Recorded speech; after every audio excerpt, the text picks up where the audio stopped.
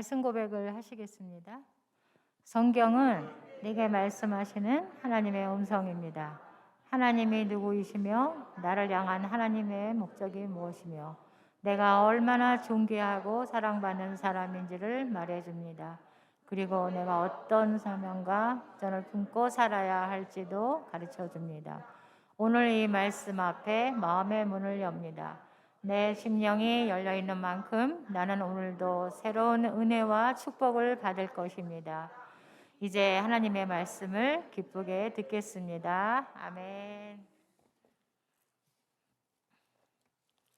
오늘의 말씀은 빌립보서 4장 4절부터 7절까지 말씀입니다.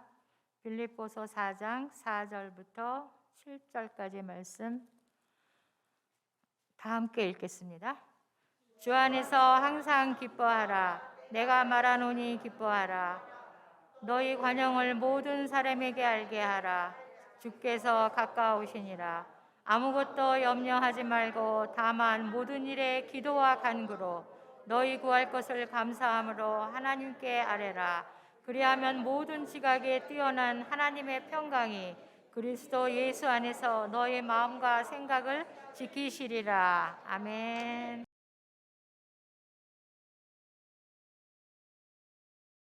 할렐루야! 오늘은 항상 기뻐할 수 있는 비결이라는 제목으로 하나님의 말씀을 나누려고 합니다. 이 세상의 그 어떤 부모도요, 자식들에게 어떤 일을 하라고 권면하고 부탁을 하실 때 절대로 그 자녀가 할 수 없는 일, 불가능한 일을 하라고 강요하는 부모는 없습니다. 할 만하니까 하라는 거거든요. 그러니까 부모님이 자식들에게 무슨 일을 하라고 할 때에는 자식들은 그저 순종하기만 하면 되는 것 같아요. 그러면 그것이 나중에 가서는 결국은 자식들에게 유익함을 가져다 줍니다. 우리 하나님도 마찬가지십니다. 우리가 할 수 있으니까 하라는 거거든요. 항상 기뻐하래요. 어떻게 항상 기뻐할 수 있습니까? 한번 본인 자신에게 스스로에게 한번 물어보시기 바랍니다. 나는 항상 기뻐하고 있는가? 항상, always. 그렇다고 한다면 그렇게 기뻐할 수 있는 비결은 무엇일까? 한번 따라해 보겠습니다. 항상 기뻐할 수 있는 비결은 염려에서 벗어나면 된다.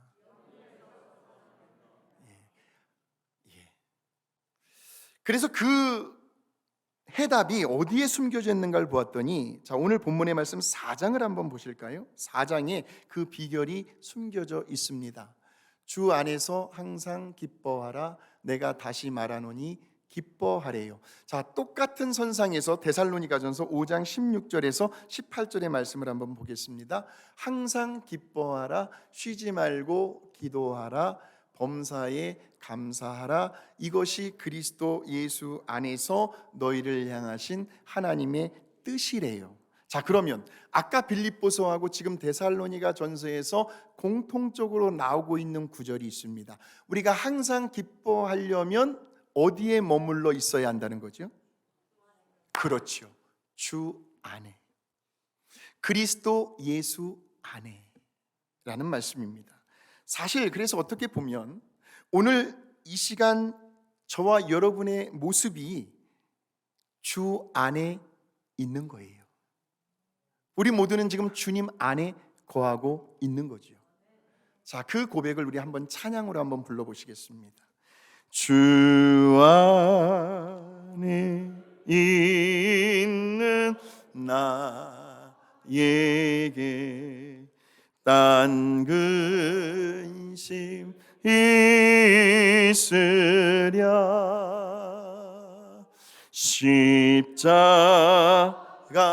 밑에 나가 내 짐을 풀었네.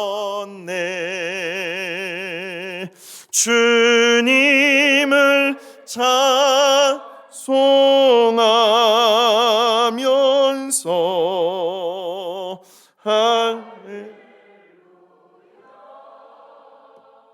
할렐루야. 내 앞길 멀고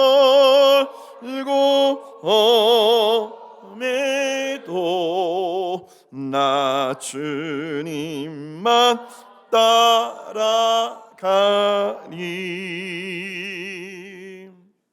우리 아버지가 되시는 하나님께서 그분의 자녀가 되는 저와 여러분에게 항상 기뻐하라고 말씀하시는 것은 우리들이 얼마든지 항상 충분히 기뻐할 수 있기 때문에 그렇게 명령하고 있는 줄로 믿습니다. 그러려면 주 안에 있어야겠죠. 그런데 지금 하나님께서 항상 기뻐하라, 누구를 통해서요? 이 빌립보서를 썼던 사도 바울을 통해서 항상 기뻐하라고 말씀을 하고 계시는데, 그런데 사도 바울은 그의 형편, 그가 처한 상황, 그의 처지를 돌아보게 되면 절대로 기뻐할 수 있는 상황이 아니었습니다. 도저히 기쁨이라고는 찾아볼 수 없는 환경 속에 있습니다. 그곳이 어디입니까? 감옥입니다. 이 빌립보서는 옥중 서신 중에 하나예요. 사도 바울이 감옥에서 썼다고 해서 옥중 서신이라고 하는 거예요. 그렇게 감옥에 갇혀 있는 사도 바울이요, 지금 사도 바울 때문에 누가 염려를 하고 있냐면 빌립보 교인들이요, 감옥에 갇혀 있는 사도 바울 때문에 근심을 하고 걱정을 하고 염려를 하고 있어요. 그런 빌립보 교인들에게 오히려 기뻐하라고 권면하며 편지를 쓰고 있습니다. 물론 이 말은 지금 사도 바울도 뭐하고 있다는 거예요? 본인도 기뻐하고 있다는 거예요. 어디에서요? 감옥에서. 비록 지금 자신의 몸은 복음을 증거하다가 감옥에 갇혀 있는 신세로 전락이 되고 말았지만, 그러나 그의 마음과 생각은 감옥 안에 있지 않았습니다. 언제나 주 안에 있었기 때문에 그는 환경과 장소와 여건을 떠나서 항상 기뻐하고 있다는 겁니다. 그러니까 아무리 우리들의 몸이 피곤하고 지쳐 있다 할지라도요, 내 몸의 어딘가가 좀 아파서 거동이 불편하고 병상에 누워 있다 할지라도, 뿐만 아니라 내 주변에 온통 끊이지 않는 문제들로 둘러싸여 있다 할지라도, 하나의 문제가 해결되면 어디서 또 그 문제가 나타나는지요, 문제는 끊임없이 죽을 때까지 우리를 곳곳에서 기다리고 있습니다. 그럴지라도 그 사람의 마음과 생각은 언제나 주 안에 있는 사람은 언제 어디서든 때와 장소를 가리지 않고 항상 기뻐할 수가 있다는 거죠. 왜냐하면요, 우리의 생각과 마음은 누구도 터치할 수가 없기 때문입니다. 그래서 사람은 누구나 마음먹기에 달려있다라는 말을 씁니다. 마음먹기에 달려있다는 거예요. 그런데 이런 우리에게서 자꾸 기쁨을 빼앗아가려고 하는 아주 못된 녀석이 있습니다. 그것이 바로 염려입니다. 이 염려라는 말은 헬라어로 메림나오라는 말이에요. 메림나오. 메리조와 누스라는 단어가 합성해서 만들어진 단어입니다. 메리조는 나뉘어지다라는 뜻이고요, 누스는 마음이라는 뜻을 가지고 있습니다. 그러니까 마음이 나뉘어져 있는 상태를 성경에서는 염려라고 이야기를 합니다. 그러니까 저와 여러분의 그 마음이, 한번 가만히 자신을 한번 들여다보십시오. 지금 무언가에, 뭔지는 모르지만 어딘가에 나뉘어져 계시다면 지금 우리는 염려하고 있는 거예요. 근데 저와 여러분의 마음이 딱 우리 예수님께만 고정이 되어 있으면 우리는 항상 기뻐할 수가 있습니다. 염려할 일이 없습니다. 그러니까 자나깨나 무엇을 하든지 우리들의 마음이 언제나 예수님을 향해 있으면요, 우리는 늘 평안할 수 있습니다. 감사할 수 있고요, 기뻐할 수 있습니다. 저 같은 경우에는 언제 제 마음이 가장 평안하고 가장 기뻐하는가를 보았더니 설교를 준비할 때더라고요. 이 설교를 준비하는 그 시간만큼은 온통 저의 생각과 마음 속에 우리 예수님만 계시기 때문이에요. 그래서 예수님 외에는 다른 그 어떤 곳으로도 마음이 나뉘어지지가 않습니다. 저는 그래서 가급적이면 설교는 제가 교회에서 준비를 합니다. 집에서는 책을 보고 연구를 하고요. 왜? 아내와 자식의 영향을 받지 않기 위해서. 설교를 준비하는 그 시간이 제일 즐겁더라고요. 그런데 이렇게 되기에는 그리 쉬운 일은 아닙니다. 왜냐하면 우리들의 일상생활은 너무나도 다양하기 때문에, 너무나도 복잡하기 때문이에요. 어떻게 하루 종일 우리 예수님만 생각하고 살아갈 수가 있습니까? 때로는 남편 생각도 해야죠. 아내 생각도 해야 되고, 자식들 생각도 해야 되고, 손주들 생각, 또 건강 생각, 또 결혼 생각, 또 직장 생각, 비즈니스 생각, 경제적인 면, 또 교회와 나라와 선교지, 이런 여러 다양한 생각들 때문에요. 본의 아니게도 우리들의 마음이 여러 갈래로 나뉘어질 수 있기 때문이죠. 그래서 이러한 생각들이요, 마치 한꺼번에 쓰나미처럼 몰려오게 되면 그때부터는 스트레스가 가중이 되는 거예요. 입맛이 떨어지기도 하고요, 밤잠을 못 이루기도 하고요. 그래서 불면증, 우울증, 공황장애, 여러 정신질환에 시달리고 있습니다. 요즘 현대인들이. 그 사도 바울은 지금 감옥 안에서 빌립보 교인들에게 나도 그러지 않을 테니까 여러분들도 제발 아무것도 염려하지 말라고 부탁을 하는 거예요. 어떻게 보면 지금 사도 바울도 얼마든지 그의 마음이 여기저기로 나뉘어질 수 있는 환경이죠. 무엇보다도 그는 감옥에 있었기 때문에. 고령의 나이입니다. 이제 감옥에서 언제 순교를 당할지 모르는, 죽을 날만 기다리고 있는 그런 나이에 들어선 거예요. 그러니 건강이 염려될 수 있겠죠. 또한 빌립보 교회는요, 사도 바울이 개척을 한 교회입니다. 유럽에서 첫 번째로 개척을 했고 세워진 교회가 빌립보 교회였어요.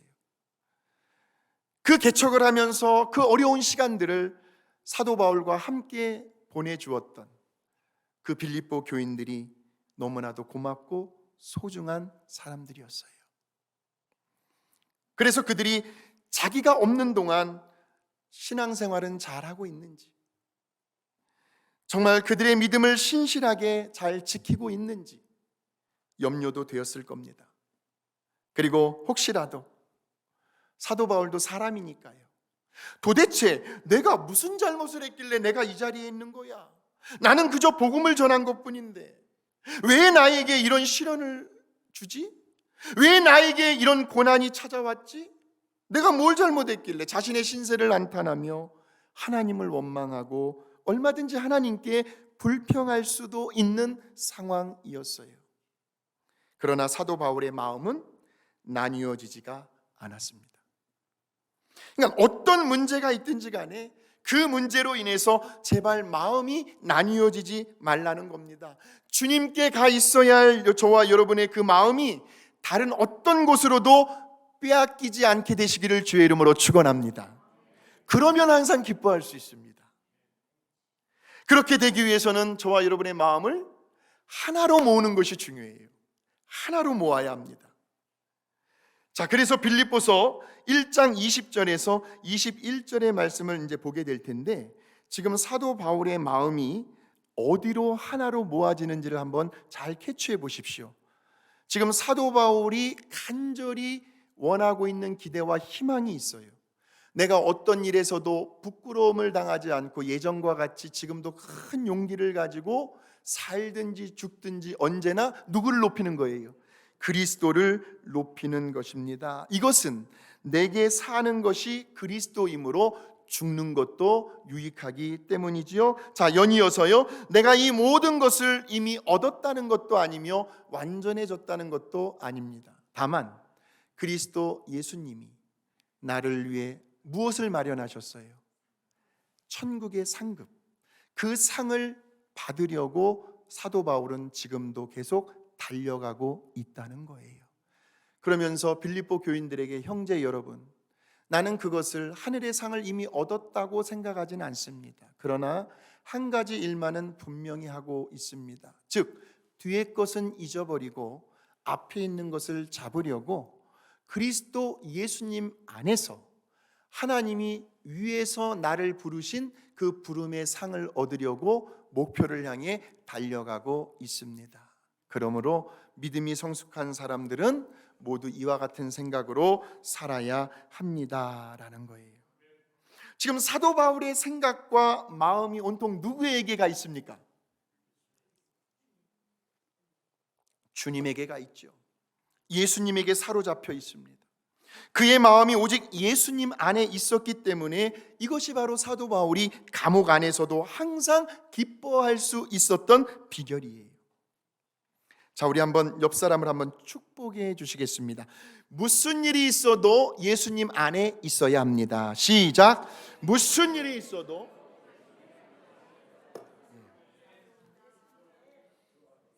무슨 일이 있어도 우리는 주 안에 있어야 합니다. 그러면 항상 기뻐할 수 있습니다. 자, 그래서 우리가 항상 기뻐하기 위해서는 반드시 주 안에 있어야 하는데 그 주 안에 어떻게 있어야 합니까? 그 방법과 그 비결을 이제 사도 바울은 이렇게 말씀하고 있습니다. 그것이 6절의 말씀이에요. 제가 현대인의 성경으로 제가 번역을 해놓았는데 같이 한번 읽어보시겠습니다. 아무것도 염려하지 말고 모든 일에 기도와 간구로 여러분이 필요로 하는 것을 감사하는 마음으로 하나님께 말씀드리십시오. 주 안에 있는 방법과 그 비결로 사도 바울은 기도를 이야기하고 있습니다. 기도. 기도는 어느 곳 어느 장소에서도 할 수 있는 거죠. 운전을 하고 다니시면서도 기도를 할 수 있는 것이고, 집안에서 설거지를 하실 때에도 기도를 할 수 있는 것이고, 직장에서 일을 하실 때나 농장에서 일을 하실 때나 기도는 언제 어느 때 아무 곳에서나 할 수 있는 거죠. 그러니까 기도를 할 때에 저와 여러분의 마음과 생각이 주 안에 있게 됩니다. 여기에 보니까 다만 모든 일에 기도와 간구로라고 나와 있습니다. 언뜻 보기에는 비슷한 말 같아 보이지만 그러나 성경에는 토시 하나라도, 문자 하나라도, 단어 하나라도 그냥 의미 없는 게 없어요. 성경에는 다 의미가 있어요. 왜 기도와 간구로라고 비슷한 뜻을 가진 것처럼 보이는 단어를 써놨을까? 저기에는 강조하는 면에 있어서 약간의 차이가 있습니다. 그것이 바로 순서입니다. 우리가 기도를 할 때에는 순서가 중요해요. 기도가 먼저 나오고 있죠. 자, 기도에 대한 정의를 제가 말씀을 드릴게요. 저기에서 첫 번째 나오는 기도란 하나님을 생각하는 겁니다. 하나님을 바라보는 거예요. 하나님을 묵상하는 거예요. 하나님을 찾는 거예요. 하나님 아버지의 이름을 부르는 거예요. 하나님께 집중을 하는 거예요. 이것이 기도예요. 그러니까 우리들의 모든 관심을 먼저 하나님께 두는 겁니다. 그래서 그렇게 계속해서 하나님을 묵상하다 보면 어느 순간 우리들의 마음과 생각 속에 누구로 가득 채워지게 돼요? 하나님으로 가득 채워지게 됩니다. 그 광대하신 하나님이요, 과거에도 그랬고 지금도 그렇고 앞으로도 그럴 거지만 우주의 끝을 인간은 발견할 수가 없습니다. 아무리 과학이 발달한다 할지라도 우주의 끝을 연구를 할 수가 없는 거예요. 그러나 그 우주의 끝까지도 아시는 그 광대하신 하나님, 위대하신 하나님이요,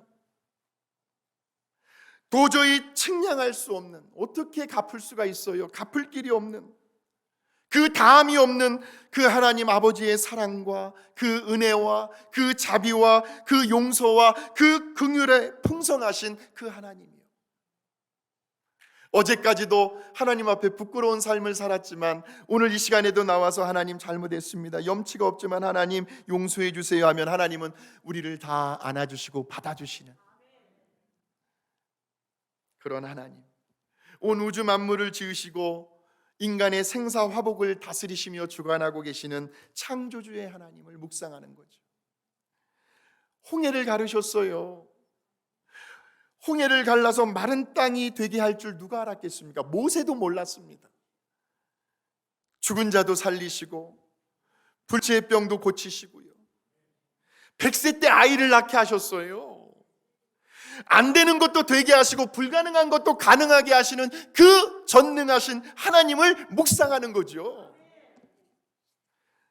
우리들의 속마음, 속사정까지도 하나님은 마치 레이저 강선을 쏘는 것처럼 낱낱이 꿰뚫고 계시는 전지하신 하나님이시죠. 한번 말씀하셨어요. 한번 약속하셨어요. 때가 되면 무슨 일이 있어도 반드시 이루어내시는 그 신실하신 하나님이요. 그래서 우리를 한 번도 실망시키지 않으셨어요. 나 하나님 때문에 속상해서 교회 못 다니겠어요. 들어보셨습니까?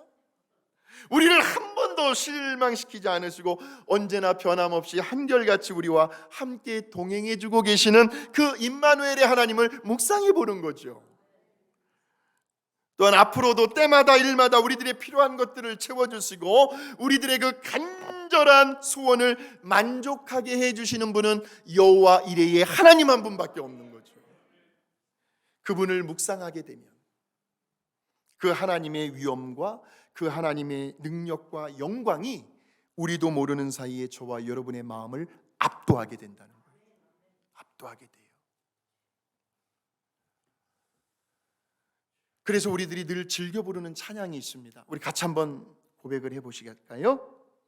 주 안에 기쁨 누림으로 마음의 풍랑이 잔잔하니 세상과 나는 간 곳 없고 구속한 주만 보이도다.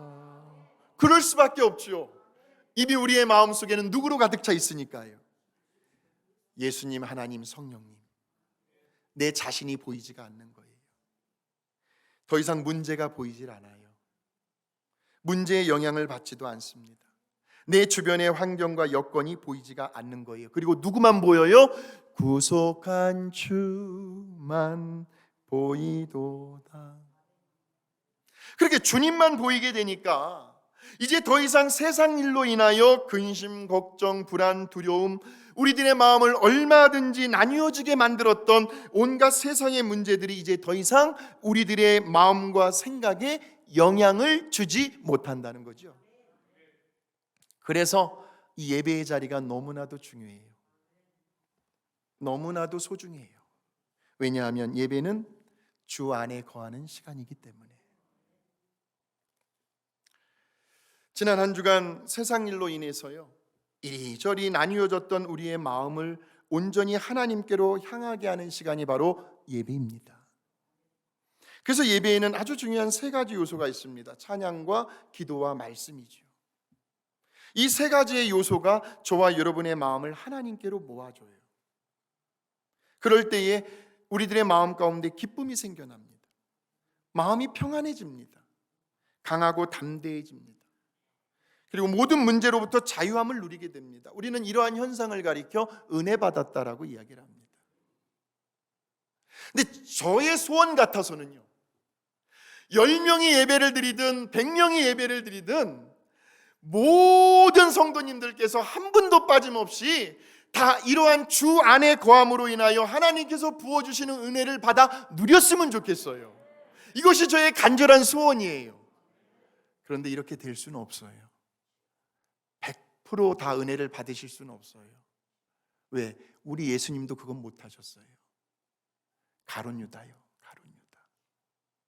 그러나 저와 여러분의 소원은요, 정말 우리가 주 안에 거하는 시간, 예배에 나와서 말씀을 듣고 있는 이 시간 속에서 하나님께서 저와 여러분 마음 가운데 부어주시는 그 은혜를 한 사람도 빠뜨리지 않고 다 누리고 돌아가게 되시기를 주의 이름으로 축원합니다.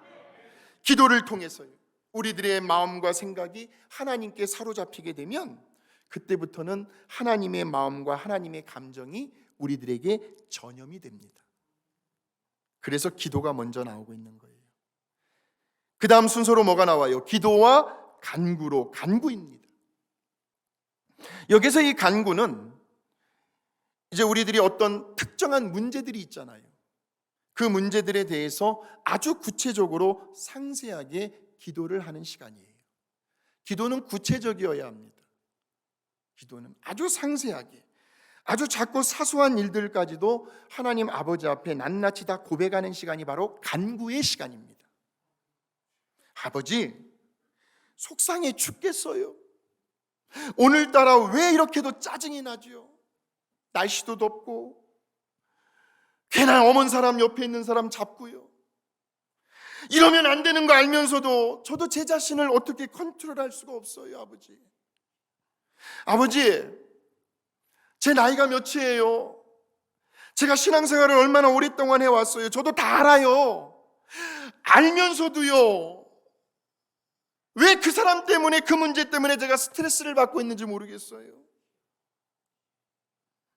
일주일에 적어도 한 번 이상은 주님 전에 나와서 예배 드리고 싶은데, 근데 뭐가 이렇게 장애물이 많아요, 아버지?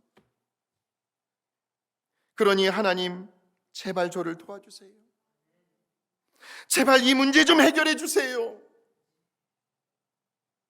제발 이 방해물 좀 제거해 주세요, 아버지. 그렇게 하나님 앞에 그냥 허심탄회하게 진솔하게 이야기하듯이 말을 하는 것, 이것이 간구입니다. 아버지 앞에 부끄러울 것이 뭐가 있겠습니까? 이번에는 문제에 초점을 두는 거예요. 자, 그런데 이미 이쯤에 와가지고는요, 우리가 아무리 문제에 집중을 한다 하더라도 그 문제가 더 이상 우리에게 영향을 미치진 못합니다. 이제 더 이상 그 문제들 때문에 우리의 생각과 마음이 위축이 되거나 주눅이 들진 않아요. 왜냐하면 이미 우리에게는 첫 번째 단계가 있었기 때문에. 우리의 마음의 상태는 아까 그 기도의 단계에서 누구를 묵상했습니까? 광대하시고 위대하신 하나님을 묵상했어요. 그 하나님으로 인해서 우리의 마음이 이제는 가득 채워졌어요. 그래서 이미 우리들의 마음속에는 하나님께서 주시는 평안과 기쁨과 감사와 담대함으로 가득 채워져 있기 때문이에요. 그래서 이미 하나님으로 채워졌기 때문에 문제가 작게 보일 수밖에 없어요. 그래서 기도를 할 때에는 순서가 중요하다는 거예요. 예배를 드리기 전에 항상 제가 사무실에서 늘 하나님을 묵상합니다. 왜냐하면 늘 이 거룩한 강단에 서는 자리가 두렵고 떨리기 때문에 그렇습니다. 그래서 하나님을 묵상하는 거예요. 하나님.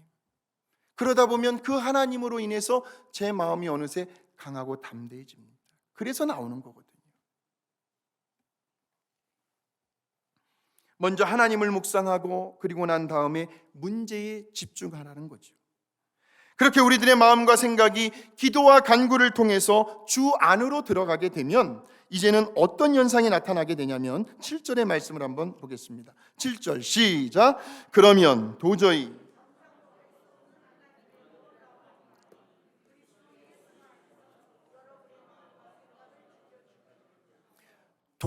상상도 할 수 없는 하나님의 놀라운 평안이 이 그리스도 예수님 안에서 우리들의 마음과 생각을 어떻게 하시겠다는 거예요? 잘 보십시오. 당장 그 문제가 해결된다고 하지 않았습니다. 당장 문제가 없어질 것이다 라고 하지 않았습니다. 환경이 달라질 것이다 라고 하지 않았어요. 건강이 회복될 것이다 라고 하지 않았습니다. 여전히 문제는 있을 거예요.